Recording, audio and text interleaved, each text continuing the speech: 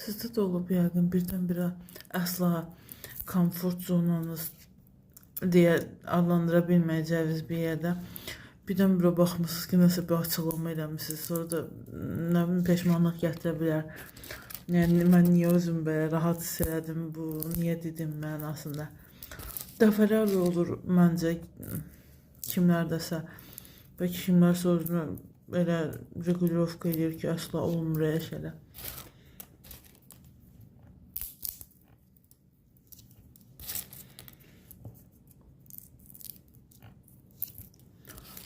Özündən ixtiyarsız olur. Sonra da görürsən, yəni şey deyil. Dünyanın sonu deyil, nə bilim. Olsa da olar da, olmasa da. Niyə oldu heç özün də anlamırsan. Və o məqamlar çox maraqlıdır. Onu düşünmək lazımdır üzərində.